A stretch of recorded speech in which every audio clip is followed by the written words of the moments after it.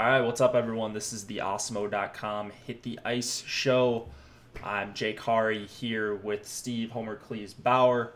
We're going to talk through the four-game NHL slate, mostly referred to DraftKings, but they're, if you got FanDuel specific questions, you can drop them in chat as well. We welcome all types of questions. We like the strategy ones. It gets us thinking. Steve, how are you doing on this Wednesday afternoon? What are you thinking about the slate overall? Oh, not doing too bad. Yeah, just looking at the overall slate. I mean, I think we have a pretty clear ownership spot for Washington. They'll be super popular. They've been scoring a bunch, and Ovechkin, Kuznetsov specifically, have been great to start the season. So I imagine everyone's going to be on them tonight, and we're going to have to try to work around that. See if we can come up with some ideas. Yeah, for sure. That was a spot that stuck out to me. That's the spot that's going to stick out to everyone. You just got a great player in Ovechkin, great line with, or a great combo with Kuznetsov there. Get a team that's already high pace, gives up a ton of chances, and then they're on the road. So that was like the glaring spot. Wouldn't be surprised in higher stakes to see the Ovechkin-Kuznetsov combo be like 40, 50%, which is really high even for a four-game slate. But there are other options. So yeah, it's gonna be a fun four-gamer. I know we talked a little bit earlier, but you thought this might not be an MME slate for you? Yeah, well, it's on DraftKings. I think I'm just going to focus on some three max and stuff like that. Yeah, mostly focus on MME on FanDuel. That's just a personal preference. Yeah, I think my MME game's better suited for FanDuel right now. So nice. Yeah. All right. We got a few people here. I don't know if the alert went out or what, but I was just kind of trying to filibuster to see if we could get some more people watching before we get started. But let's just get into it, actually. Let's go to the Blues and Montreal Canadiens game I have up on your screen. You can get the Osmo.com lineup builder. Actually, while we're waiting for people, promo code Hit the Ice gets you a free 7-day trial to any Osmo.com non-fantasy cruncher NHL package. So you get my projections, Osmo's rankings, the news and notes article, this lineup builder that's on the screen right now that's in beta, and then we have the fantasy cruncher option for an add-on, but at a discounted price. All right, you did get the alert. All right, so it did go out. Cool. Maybe just people just aren't as interested on the four-game slate. Can't really say I blame them, especially with NBA starting. I think there's 11 games for NBA tonight, so a lot of people moving over there, I'm sure. St. Louis, Montreal, we have a 2.8 total for St. Louis. Looks like 2.7 for Montreal. Jake Allen going up against Carey Price. 7,500 for Allen, 7,800 for Price. This one, we kind of know how matchups are going to go. We're going to see Montreal's top line, the Danault line with Gallagher and Tatar going up against O'Reilly, Tarasenko, and Jordan Kyrou. Yeah, it looks like that now. Yeah, that's interesting. So Kyrou did move up to the top line, so make a note of that. If this is the first research you're doing, looks like he's going to be on the top line and then power play 2. So that's a really nice value for 3,200. But what do you think about that matchup overall, Steve? Well, neither of the Blues' top two lines have been great at 5-on-5 defensively, as far as just the shot attempts metric, which is, I was surprised to see that, specifically the Shen, Schwartz, and Perron line, how bad their numbers actually are now that I'm looking at them at 5-on-5. The O'Reilly Tarasenko combination, they've been playing with Maroon mostly, and those numbers aren't quite as bad, but so I mean, it's hard to say. Like, it's early in the season, so that we're dealing with small sample sizes here. I think, obviously, just looking at the quality of the lines, I think I would rather go against the first line than the second line for the Habs. I mean, sorry, as looking at it from a Habs offensive perspective, I think I would rather play the top line against Tarasenko than the second line against the Shen line. Yeah, I agree. Okay, so we're on the same page there. I would rather target Tarasenko if I'm playing guys against him than Shen, Perron, and Schwartz, who's going to return to the lineup. He's probable tonight, so expect to see him back in the lineup for St. Louis. Maroon he was kind of a really good like possession driver, if I remember correctly. I was trying to look up his numbers, but I don't know. Maybe they become a little bit more worse possession wise without him on the line, unless I'm just thinking of something else. Yeah, that's possible for sure. I just remember in Edmonton, when he switched over Lucic to play with McDavid, that really helped his overall numbers. Yeah.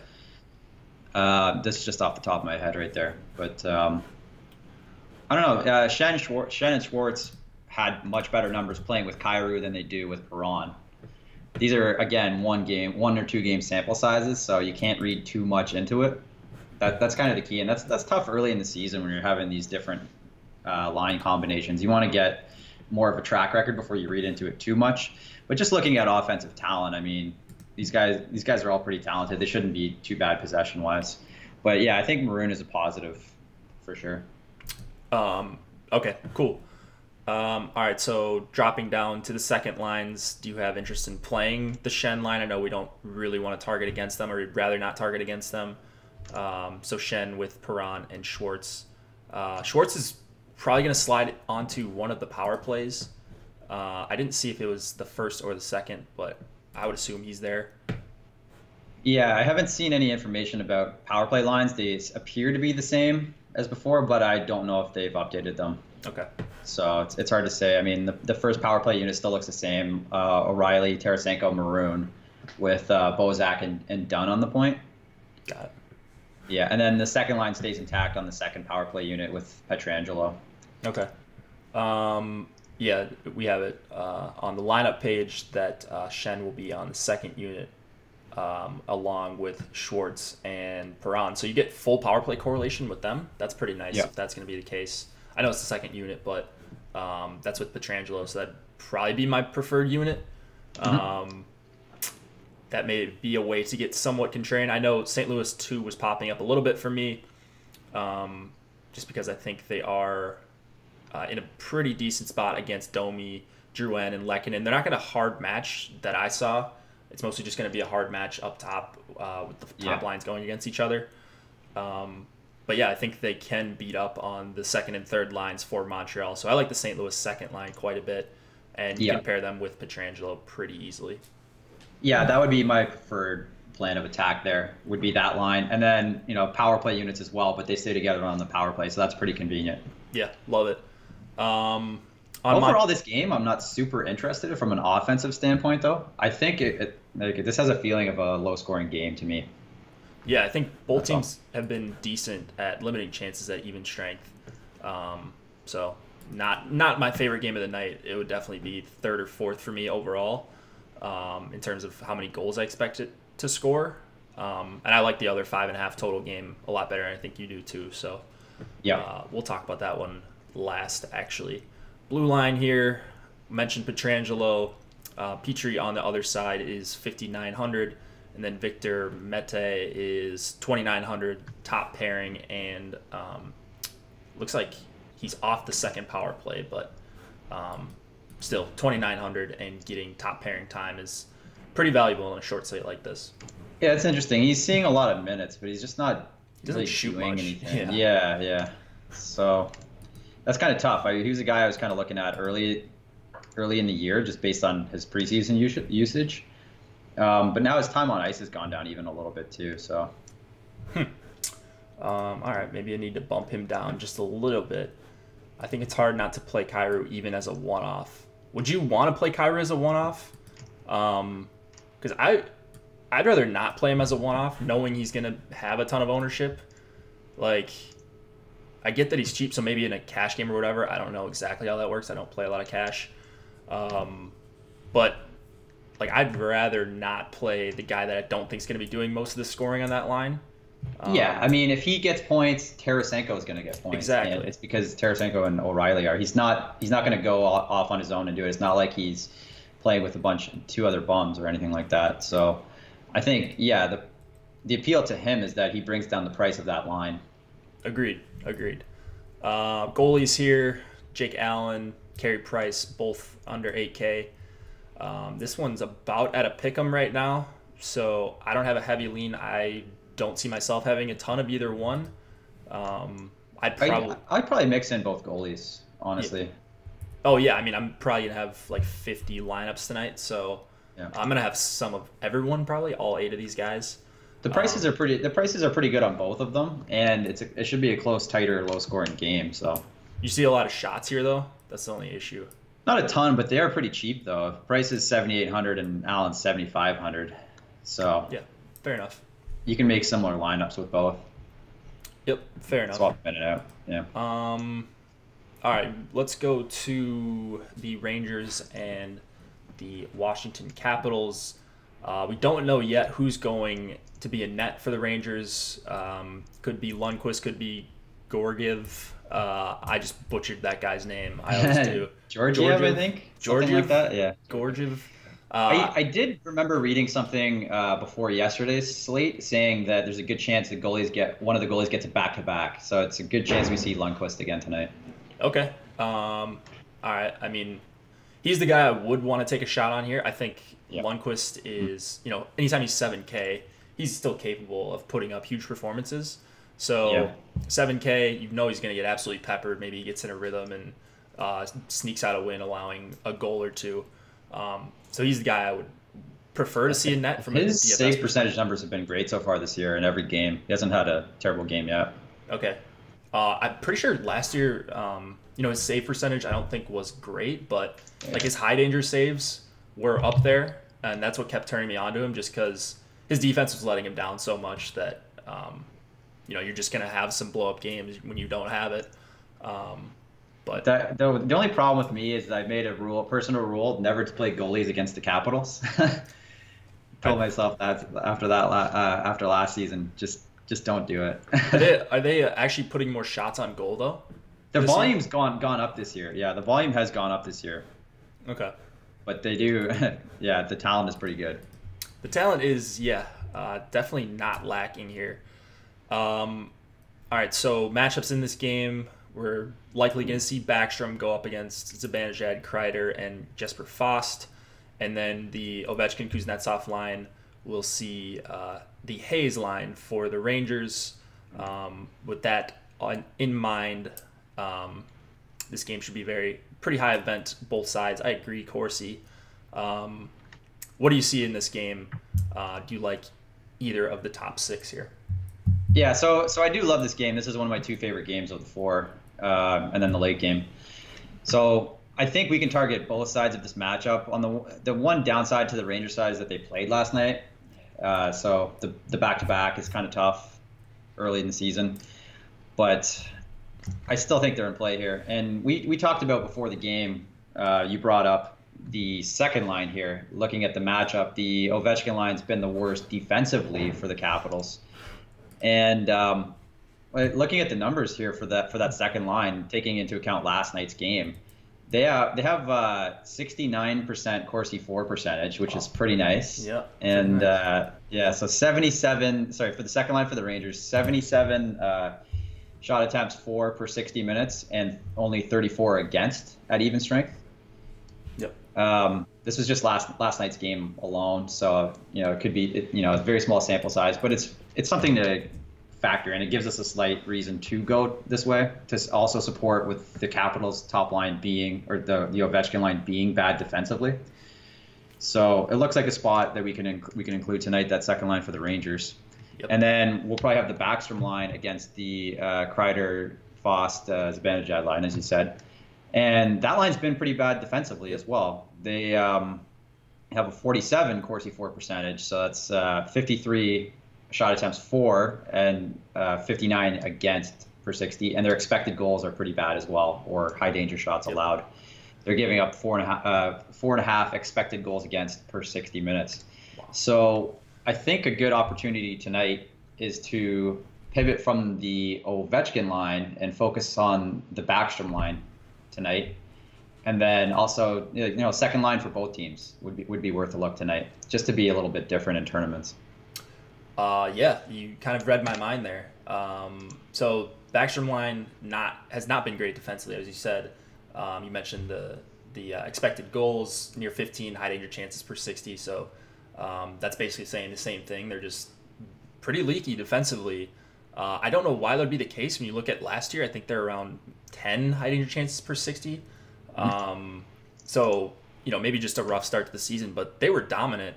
At least Washington as a whole was dominant opening night. And then since then, they've just been giving up a ton of chances at even strength.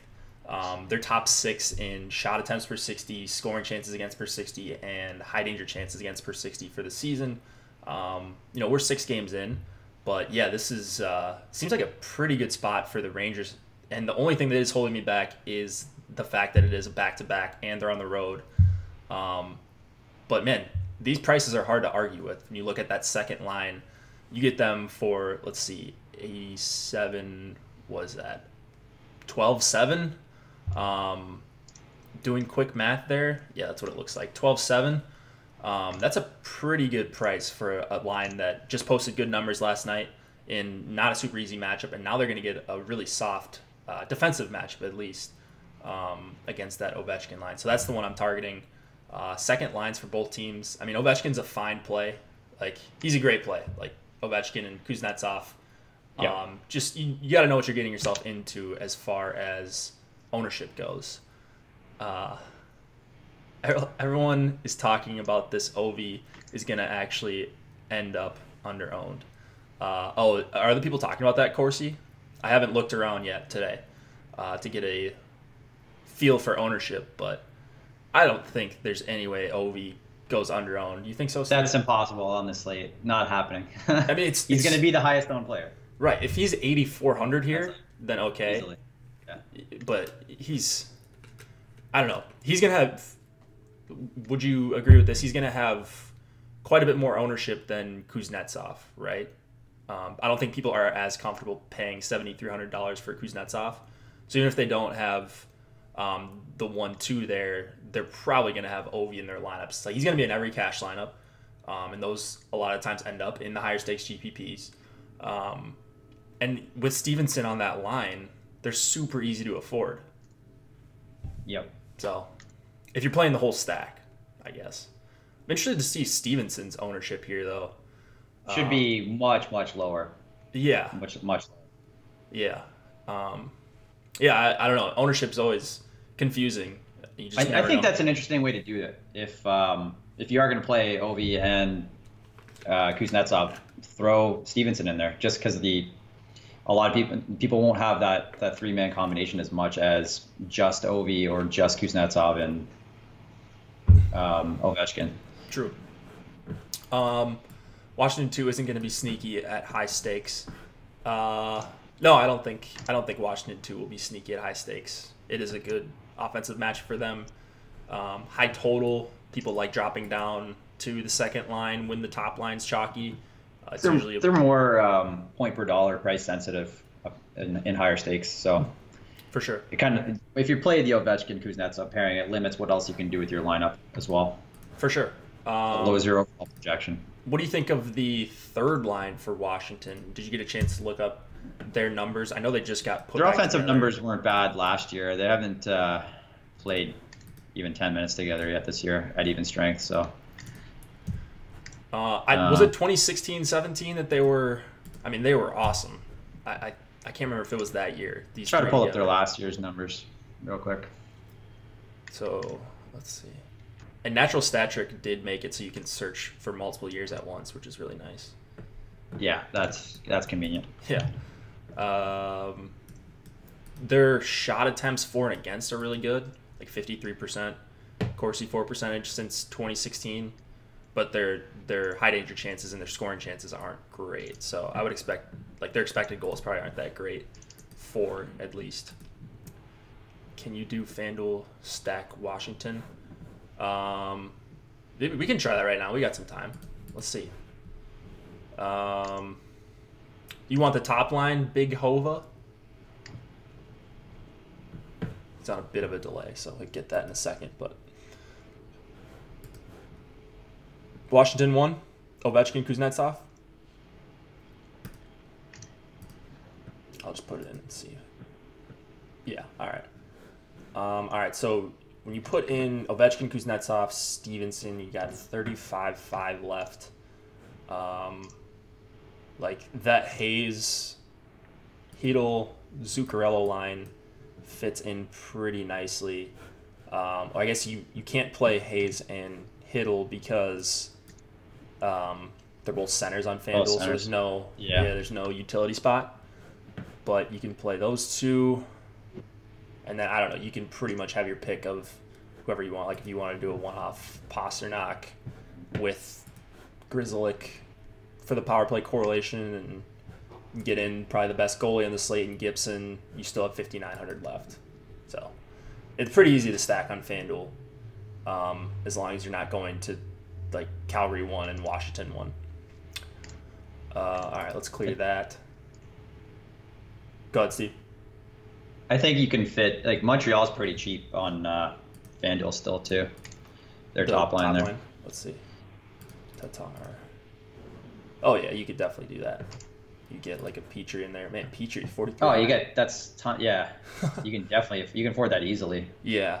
If you put the cheapest goalie, you can still fit 6,000 per defenseman. Yeah, so you put, like... So it's very doable. Wow. Yeah, that's pretty absurd. FanDuel, man. Got to get some tighter pricing there. All right. What else on this game? Rangers, Capitals.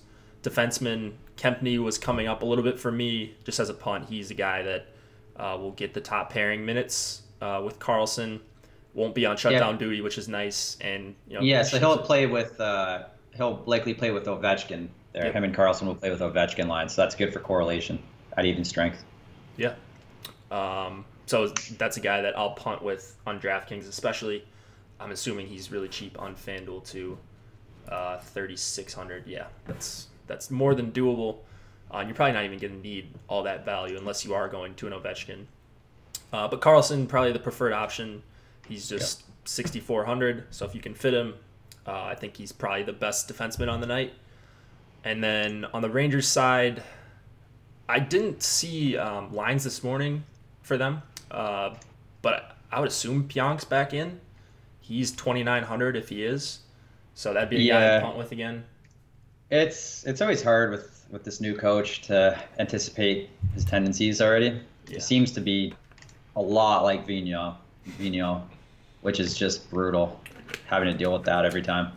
Just scratching a top 6 forward every time. Yeah, the Rangers are going to be a real pain in the ass this year already, just like last year. Just target against them. Yep. Shattenkirk. Honestly, yeah. Shattenkirk, 4,400, top power play. He correlates well to the Zibanejad, Kreider, Fost line. I know he had a decent game last night. I think I had him in a few lineups, but you're interested in like Brady Shea or anyone like that? I'm just gonna look at last night who got the power play time or who got all the minutes.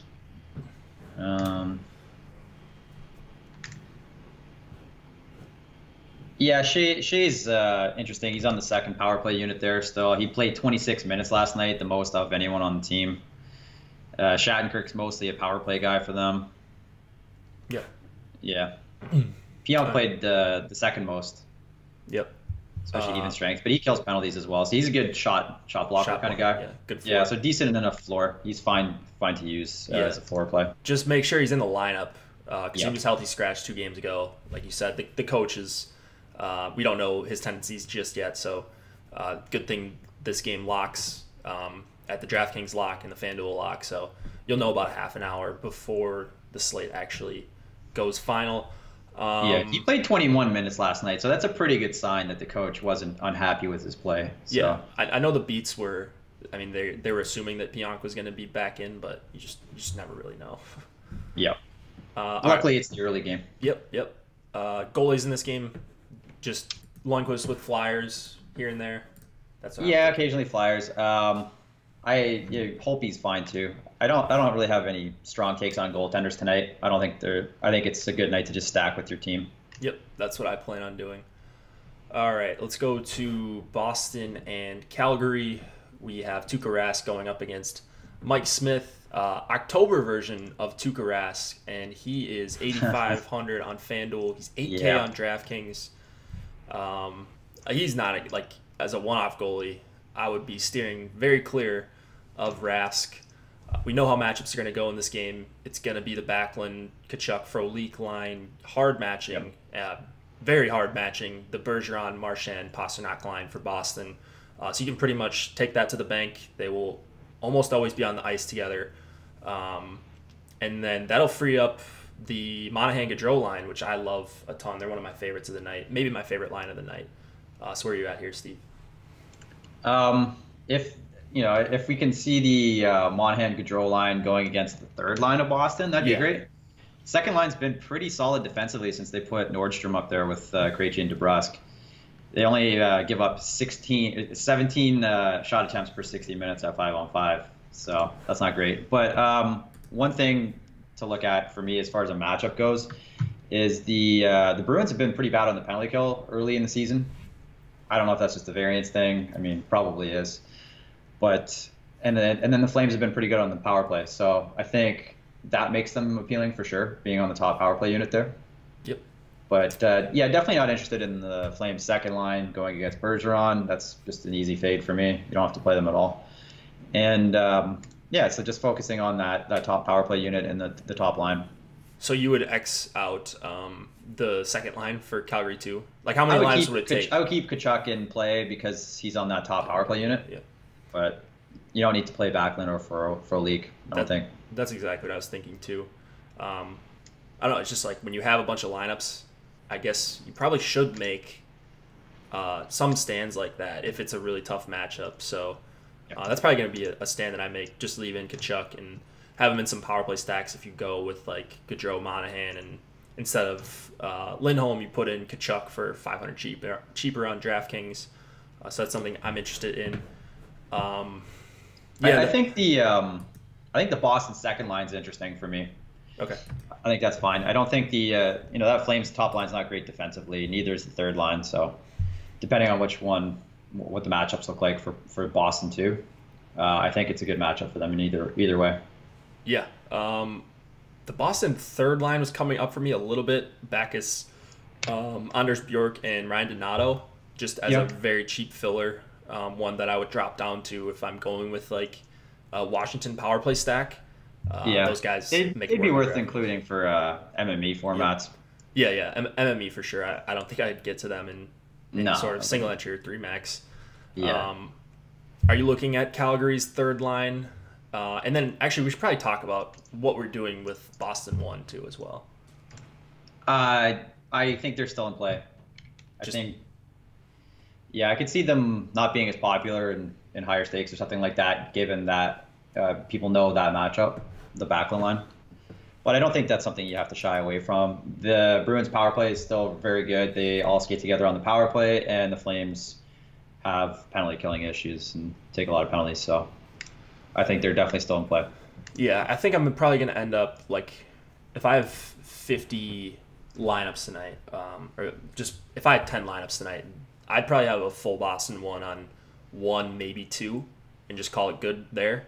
They're just really tough to fade on fully fade on a 4-game slate. If I had one lineup, there's no way they'd be on it.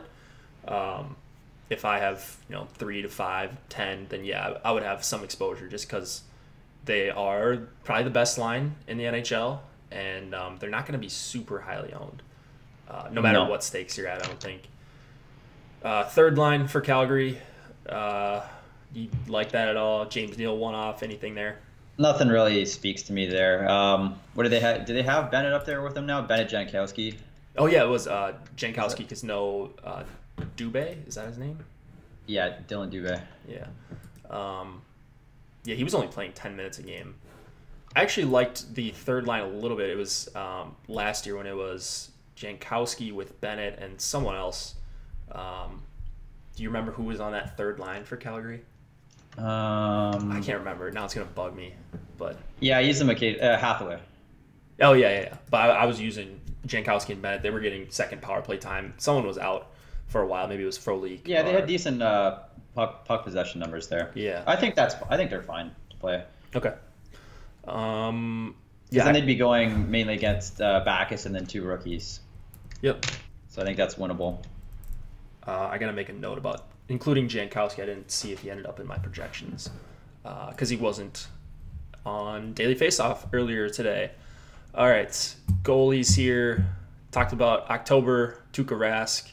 He's kind of been a disaster so far. And then you've got Mike Smith at home for 7,200 as a slight favorite. It's about a pick 'em, but a little bit towards Calgary right now.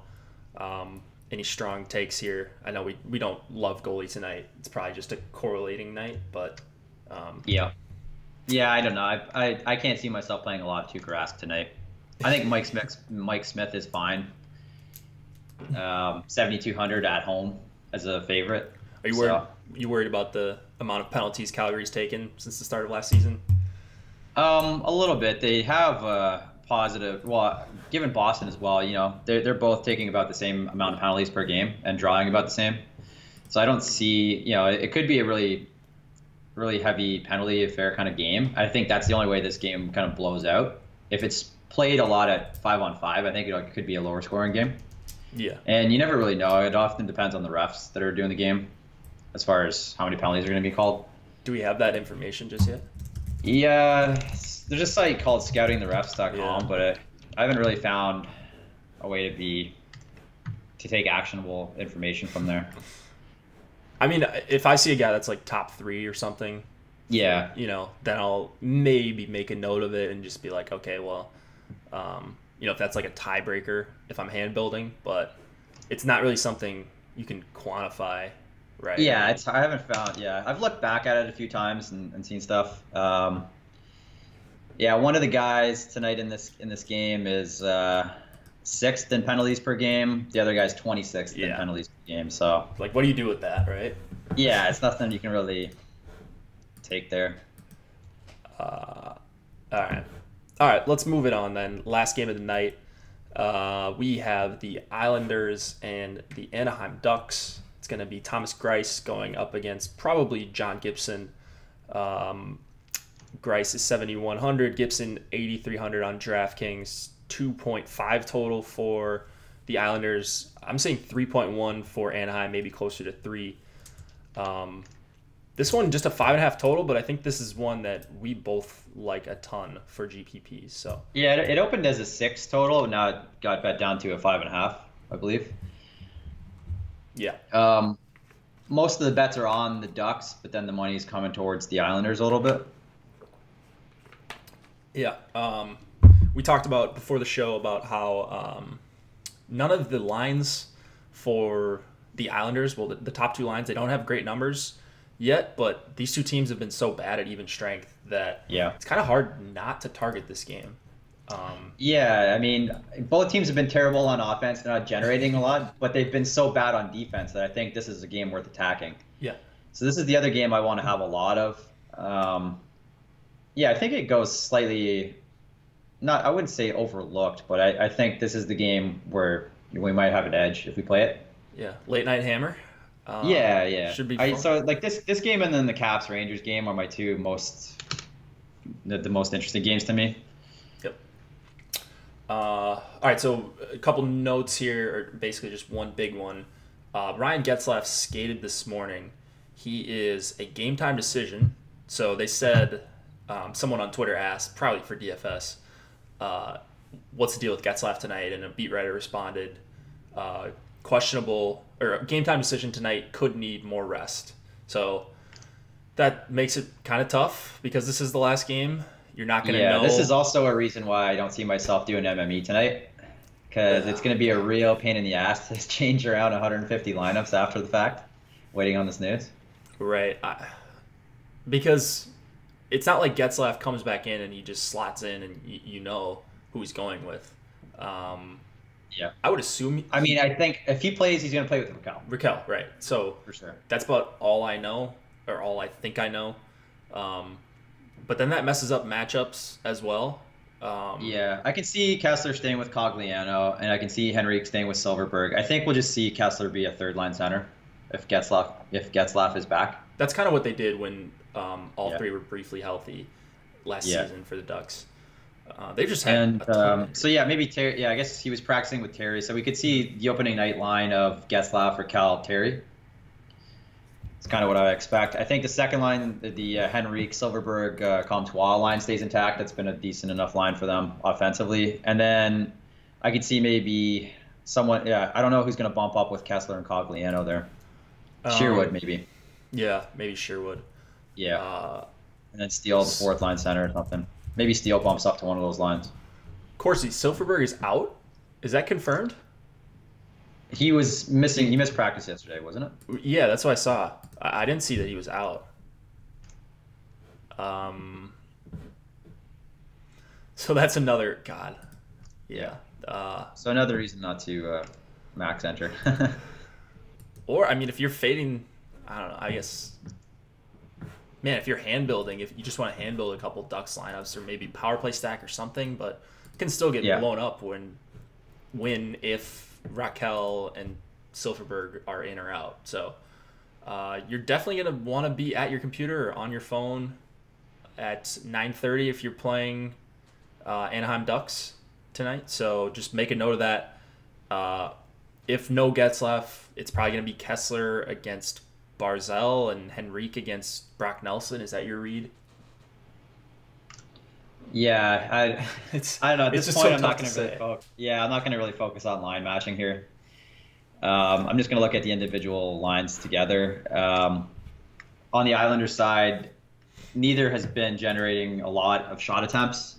Neither of their top two lines have been doing that. They've both been pretty poor defensively. But the Barzal line is much better with the expected goals share. So I'd rather play the Barzal line. Okay. Than the Nelson line. My lean this morning was the Nelson line. That was my initial where I wanted to look, right? But I know that Lee and Eberle, they played last year at Tavares, so not the same, at all. Tavares is obviously a much better center than Brock Nelson, but they played super high event. And then I know Nelson with one of the two was playing super high event as well, and that obviously wasn't with Tavares. So I just expect them to be high event. Probably going to give up as much as they take, but that just stuck out to me a little bit. So that's why I wrote them up this morning. And they're decent values, all getting power play time as well. And I kind of like Pulak and that second power play for the Islanders here. What's Pulak's price right now? Let me just double check. He's pretty reasonable tonight, right? 48. Yeah, see, that's more of a price I'd like to play him at. Just give him a shot rate. Yep. Hasn't been as crazy this year with that, but yeah, he's got a great floor in general. Yeah, he had some games last year where he was flirting with like 8, 9, 10 shots on goal. I remember one against Tampa especially. Like he was just shooting every single time, it seemed like. I mean, whatever, he's got 8 shots this year in 4 games. Shots on goal, I'm not looking at attempts yet, but he's a guy who is willing to shoot. So that's what I like out of my $4,800 D-men. Blue line on the Ducks, I almost never am super high on Ducks defensemen. Hampus Lindholm is 5,600 for some reason. And then Cam Fowler is 4,900. Those would be the two guys I'd probably want to look at. But what do you see on the Ducks side for defensemen? Yeah, Fowler being on the top power play unit's a good call. Lindholm's a bit more expensive. He's been getting points this year, which is kind of out of the ordinary. So I think he's probably a little overpriced just based on recent production. Yeah, had a game with 5 shots on goal, scored in that game, and then everything else has been assists, basically. It seems out of character based on previous seasons. Right. Yeah. The 5 shots on goal, like that seems like an outlier. I agree. Like last game he had 0 shots on goal, but 2 assists, so kind of saved his night there. Kind of got bailed out. Goalies here. Gibson's probably the best goalie on the slate, just talent-wise, right? And I mean, he is a home favorite. I do like the Islanders, but if I was just taking a goalie that I expected to win, or give me like a decent floor, it would be Gibson, I think. Win equity. I think Holtby for me would be, but as far as floor. But yeah, Gibson as well. Yeah. I think they're both up there. Is Holtby going to be like the chalk goalie tonight? I think that's a mistake if he is. Yeah. Like in GPPs. I think him and Gibson will be popular. Okay. I don't think he'll be substantially more than Gibson or anything like that. Okay. All right. Good to know. Good to know. All right, chat. You guys got anything for us? Brad asks, well, you guys finally got a lineup builder for Osmo? Yeah, this is our lineup builder tool. You can hand build here, and then we have Fantasy Cruncher for add-on. And then Brad also asks, how did you find out who's on the power play for each team? You can look right here on the Osmo.com lineup builder if you have a premium package. So you see right here, you can see power play 1, power play 1, power play 2. Or I think we both check daily faceoff, left wing lock. Those are 2 good resources. And then when in doubt, just go and look at the beat writers, because some beat writers will post the power play units, which is very, very helpful to us. Yep. There's that, and then you can look at recent games, especially for teams that played last night. You know, you might not get information. They might not practice. They might not practice the power play. Someone like the Rangers, for example, you can look at what they did last night at Natural Stat Trick and just see time on ice for each power play unit. Yep. So you just go into the game, click on the full report, click on line mates, search by 5-on-4, and then you can click on whoever you want and see who they played with. So super easy, very good resource. Natural Stat Trick. I lived there from October to April, so one of my favorite sites. And they just got a bunch of new updates too. I don't know if you saw that, Steve. What they got here? I mean, so they added that you can search by multiple years at once. Which, okay, yeah. I mean, if you're trying to build projections, is really helpful. The line tool there?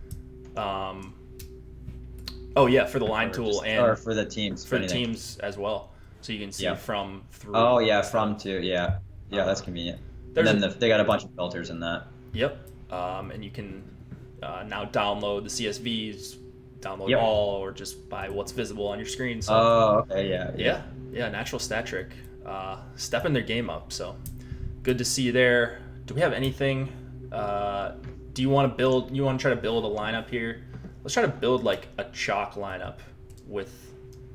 Okay, so let's get Ovechkin, Kuznetsov in there. Yeah, let's go on DraftKings, but the pricing's a little tighter. Yeah. So we'll go Ovechkin, Kuznetsov. Just far as like, let's try to get the most owned lineup we can possibly get here, while still stacking. Yeah, I'm trying to think what else they would go well with. 1 sec. Yeah, I try to see what fit. I know that the Islanders' second line fits. They're pretty cheap. I don't know how many combos we're going to be able to get with them. Right, that's the only issue. It's going to be pretty limited, so I think most of those combos will be owned. All right, so just looking at team totals here, can you fit Gaudreau, Monahan, Lindholm? With them? Yeah, it's going to be really Probably tough not. to do that. I would.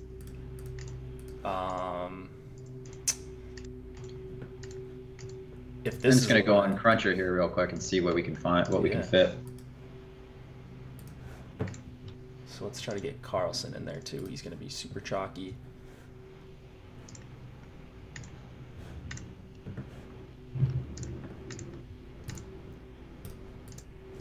Can you go St. Louis second line with? No, you're not gonna be able to do that either. Let's see. You can fit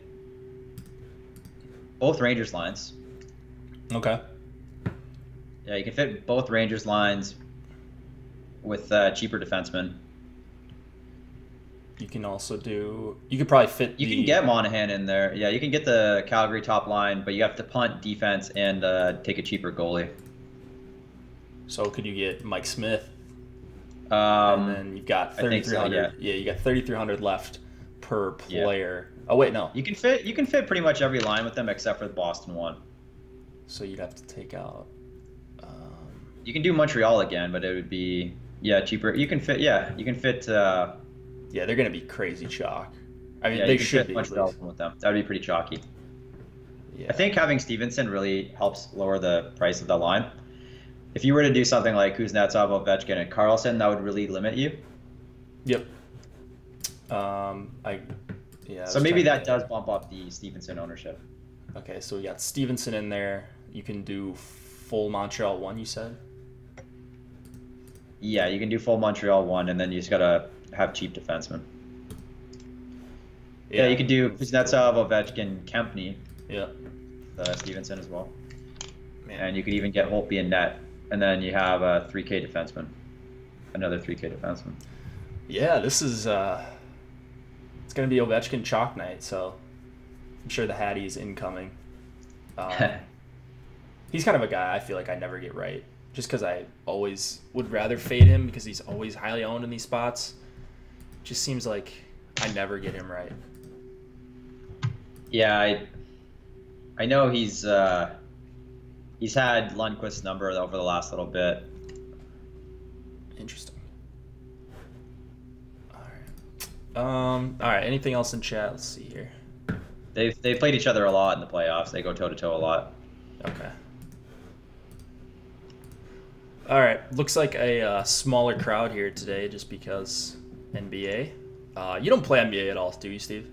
No, I don't have the time for that. It's hard to keep up on news for one sport, let alone another one that's super news intensive.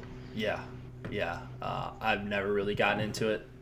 Like Alex mentioned, it's harder to keep up on the NHL news if you're playing both, because you pretty much got to set your lineups until the NBA news comes in and then just focus on that. Yeah, exactly. So you might miss a late change here and there. Yeah. I think the only times I've played have been during those free rolls, monthly free rolls, but they don't even have those anymore. Not even the All-Star break? You just take a break? Yeah, I just chill out. That's what I should do this year. I always get talked into playing some NBA. Oh, you want to pick your hat trick for tonight?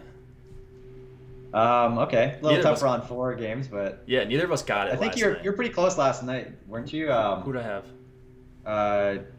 Marchessault. Marchessault, yeah, he had 2, right? He had 2. Yeah. Line A had about 10 shots on goal or something stupid. He couldn't quite score.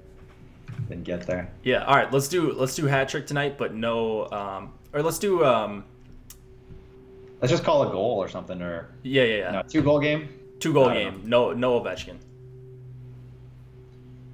I think Brad Marchand. Ooh. Okay. I tend to lean him a little bit more when they're on the road and Pasternak more at home. I don't know why, but I wouldn't be surprised if their scoring broke down that way. Just as a Bruins fan, as you can see with my shirt, I've watched these guys pretty carefully over a while, over the years. Yeah. That'd be interesting to look into a little bit. Yeah, I'd like to look that up actually. All right, for mine, I'm gonna go. I'll take Brendan Gallagher. I like him for 6,200 quite a bit, even more now that we're talking about it. So yeah, give me Gallagher. No way Homer Cleese is playing NBA even with legalization. Wait, what? Like pot legalization? Weed just got legalized today, officially. Yeah. About time. I bet the celebrations, I'm sure, are gonna be wild, right? Yeah. Wild or pretty turned down. Yeah. Pretty mellow. Yeah. All right, guys. What do we have for tomorrow? What is it? Bigger slate. I think it's 9 games. 9 games? Nice. Yeah. All right, that should be a lot of fun, actually. So we will see you guys back here tomorrow. Use promo code HitTheIce, free 7-day trial to any non-fantasy cruncher, Awesemo.com NHL package. You get my projections, Awesemo's rankings, which are already updated. You can see some of them on the screen, but those get changed periodically throughout the afternoon. And then the lineup builder that you see, and Fantasy Cruncher is available as a free add-on. Go follow us on Twitter. Our handles are right below us. Tweet at us with questions. DM me. I don't mind. All right, we will see you guys tomorrow. Steve, you can close it out. Yeah, guys. 4-game slate. We got a pretty clear ownership spot in Washington. So just look for ways to be different if you're going to play that top line. But good luck tonight, and hopefully someone takes something down. Cheers, guys.